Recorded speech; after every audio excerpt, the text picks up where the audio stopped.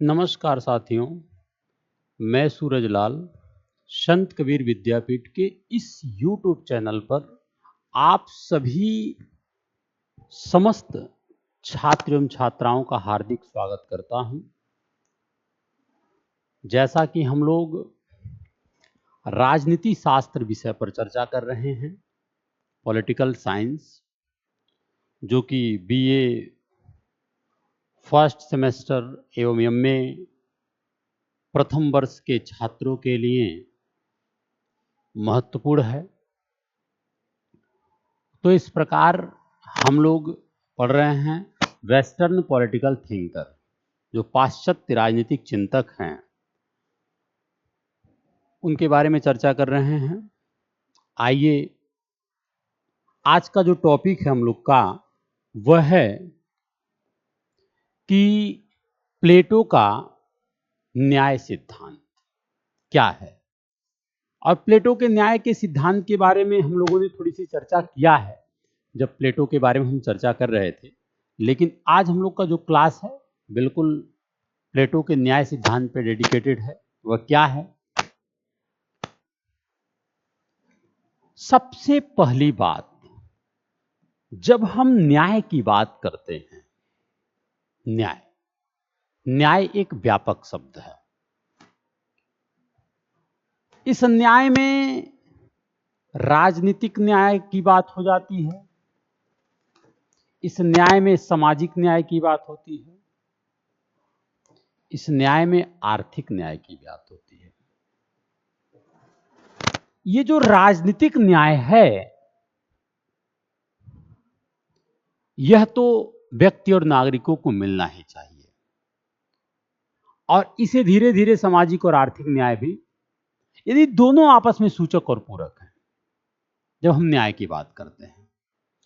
तो प्लेटो जो है इसी न्याय पर अपने सिद्धांतों को बताए हैं, और इस सिद्धांतों में न्याय शब्द को उन्होंने राज्य के साथ जोड़ करके, अगर मैं आधुनिक परिवेश में बात करूं तो जैसे भारतीय संविधान है, भारतीय संविधान में आप देखते हैं न्याय शब्द का प्रयोग प्रस्तावना में किया गया है।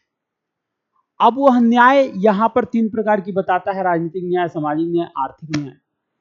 तो यह जो चीजें आप देख रहे हैं आधुनिक परिवेश में, आधुनिक परिप्रेक्ष्य में, ये कहीं ना कहीं ये सारे शब्द ऐसे सिद्धांतों के माध्यम से ही चलकर आया है और आगे बढ़ा है, जो हम लोग आधुनिक समय में देखने का प्रयास करते हैं।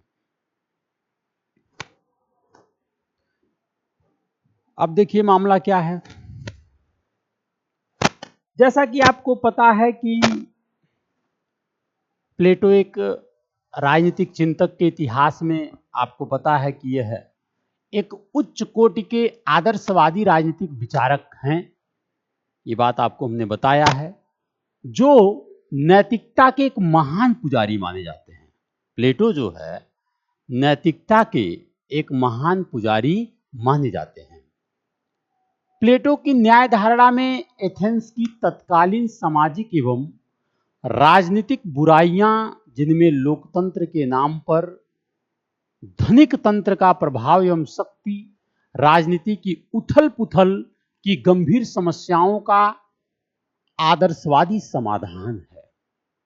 यानी कि प्लेटो की विचारधाराओं में, क्योंकि हम प्लेटो को एक आदर्शवादी राजनीतिक विचारक था, नैतिकता के एक महान पुजारी मान रहे हैं, नैतिकता का एक महान पुजारी मान रहे हैं। तो इस प्रकार प्लेटो की धारणा में जो एथेंस की तत्कालीन सामाजिक एवं राजनीतिक बुराइयां था, जिनमें लोकतंत्र के नाम पर धनिक तंत्र का प्रभाव था एवं शक्ति राजनीति की जो उथल पुथल था, ऐसे गंभीर समस्याओं का समाधान प्लेटो की जो आदर्शवादी राज्य विचारधारा है, आदर्शवादी न्याय है, उसमें देखने को मिलता है।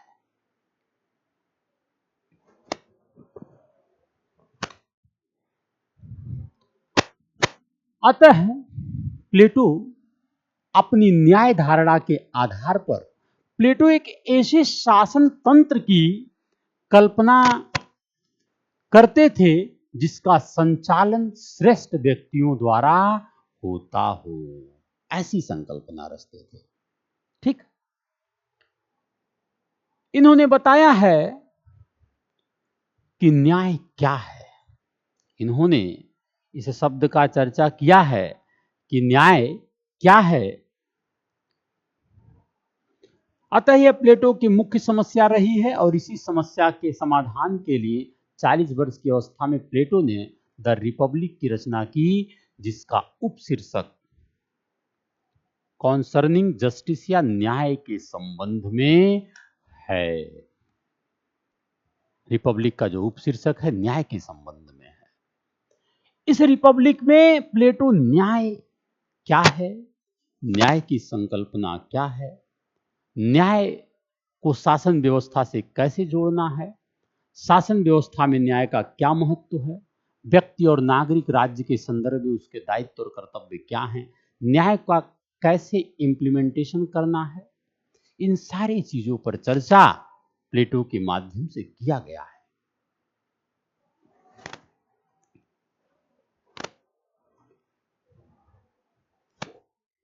जैसा कि आपको हमने बताया कि प्लेटो ने, मैं न्याय शब्द की ही बात बता रहा हूं, प्लेटो ने आदर्श राज्य का निर्माण ही एक निश्चित उद्देश्य से किया है।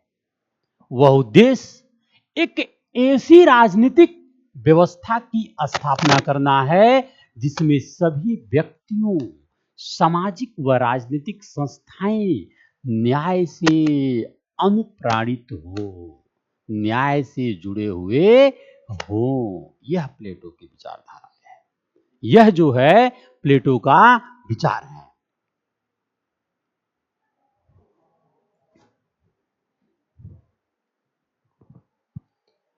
प्लेटो के न्याय का अर्थ वह नहीं है कि जिसे हम सामान्य बोलचाल की भाषा में न्याय कहते हैं।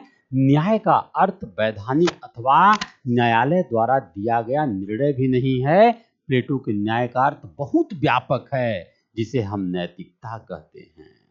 यह जान लीजिए, प्लेटो का जो न्याय है वह बहुत व्यापक है, जिसे हम नैतिकता कहते हैं। वही प्लेटो के लिए न्याय है।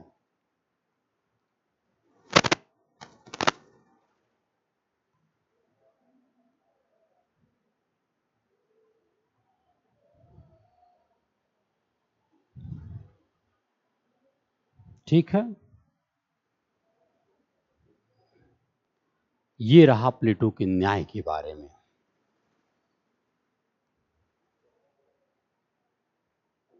इस प्रकार प्लेटो ने न्याय की परंपरागत धारणा का विश्लेषण किया, जो कि परंपरागत नैतिकता के विचार पर आधारित है। प्लेटो ने न्याय का जो है परंपरागत धारणा का विश्लेषण किया है, जो कि परंपरागत नैतिकता के विचार पर आधारित है। प्लेटो के संवादों में न्याय की इस धारणा का प्रतिपादन सिफालस और उसके बाद उसके पुत्र पोलीमार्कस द्वारा किया है। ठीक है, सिफालस के अनुसार सत्य बोलना और दूसरों के ऋण को चुका देना ही न्याय है, ये सिफालस कह रहे हैं। पोलीमार्कस के अनुसार मित्रों के साथ भलाई और शत्रुओं के साथ बुराई, यही न्याय है। लोगों का अलग अलग शब्द है। न्याय का क्रांतिकारी सिद्धांत क्या है? अगर प्लेटो के शब्दों में बात किया जाए तो न्याय का क्रांतिकारी सिद्धांत क्या है? देखिए, न्याय के क्रांतिकारी सिद्धांत का प्रतिपादक थ्रेसिमेकस था। थ्रेसिमेकस जो पूछा जाता है, आप टीजीटी पीजीटी एग्जाम में देखते हैं, हमेशा पूछा जाता है। थ्रेसिमेकस था, वह एक सोफिस्ट विचारक रहा है। यह विचारधारा शक्ति ही सत्य है के विचार पर आधारित है और इसके अनुसार शक्तिशाली का हित साधन ही न्याय है। शक्तिशाली का हित साधन ही न्याय है, इनके अनुसार।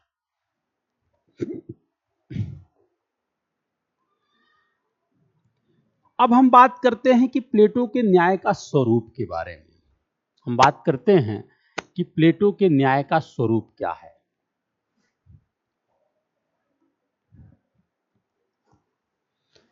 प्लेटो का न्याय वर्तमान में प्रचलित न्याय के विचार से अलग है। जो वर्तमान में न्याय है उससे अलग है।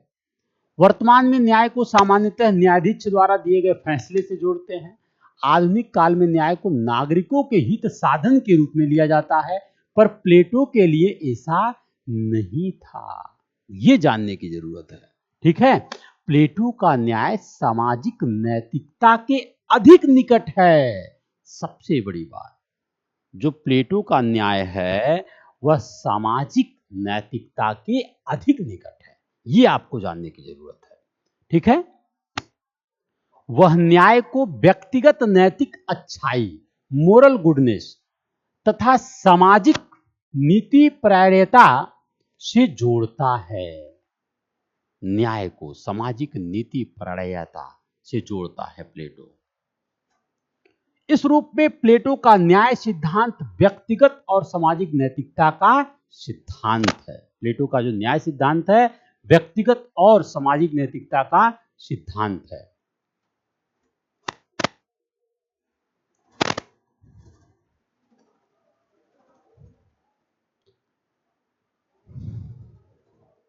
तो ये आज हम लोग जो प्लेटो के बारे में अध्ययन किए हैं, प्लेटो के न्याय के सिद्धांत के बारे में अध्ययन किए हैं, इसका आप लोग अध्ययन जरूर करें। यह बहुत इंपॉर्टेंट है, वेरी वेरी इंपॉर्टेंट है, और इससे आप अपने जीवन में भी इसका लाभ उठा सकते हैं। जय हिंद साथियों।